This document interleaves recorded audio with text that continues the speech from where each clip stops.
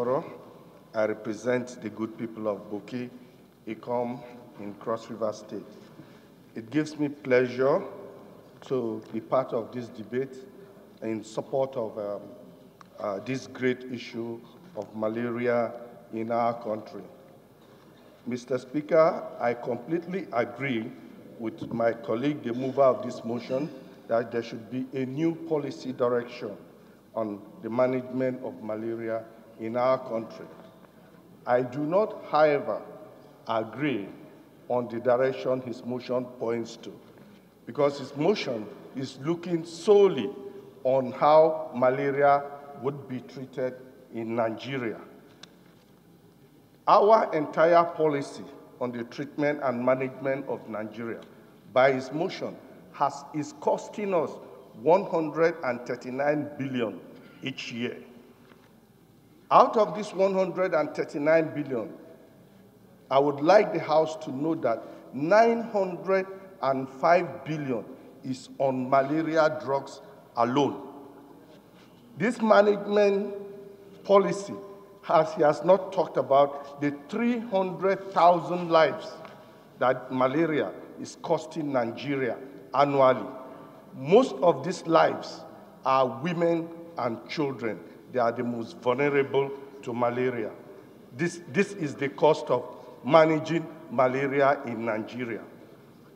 Mr. Speaker, I would like to take another direction, and the direction is the complete eradication of malaria in Nigeria. Malaria is a disease that is vector propagated. Any disease that is vector propagated, once you cut off the vector, the disease dies. So how come we are not focused on cutting off the vector?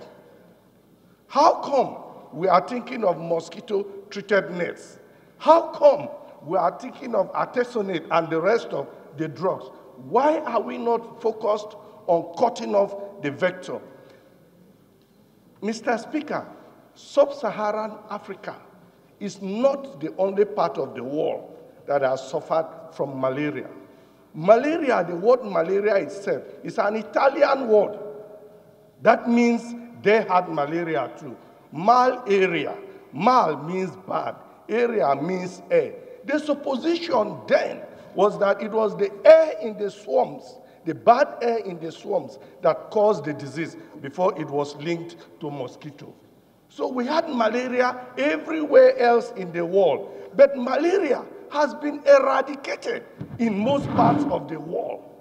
How did they eradicate malaria? Mr. Speaker, sir, from the ashes of World War II, two bombs emerged. The first bomb was the atomic bomb that was dropped in Hiroshima and Nagasaki. The second bomb was DDT, an anti-malaria bomb. DDT is dichloro, difluoro, trichloroethane, that was used to bomb malaria out of every other country in the world. The only place where DDT was not sprayed was in Sub-Saharan Africa. And that is why today, global efforts towards malaria are focused on Sub-Saharan Africa.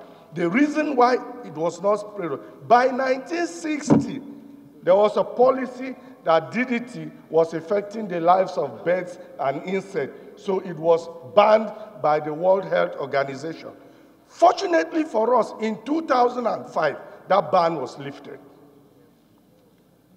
Today, in Sub-Saharan Africa, the only country that has taken advantage of the lifting of that ban in 2005 by the Stockholm Committee on Organic Pollutants is South Africa. South Africa has done 3 sprays in 2 years of South Africa.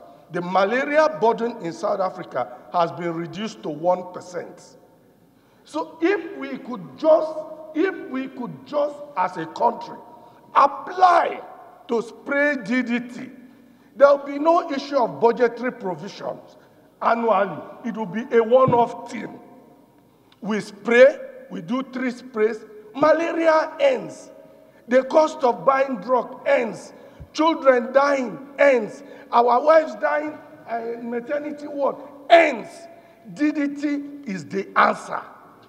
So, but I am glad to be part of this debate, and I am glad that if this can be a direction we can take, even if this is what we take in the 9th Assembly, and we see this through, would have done something really great for our country. I dare succeed, Mr. Speaker. Thank you.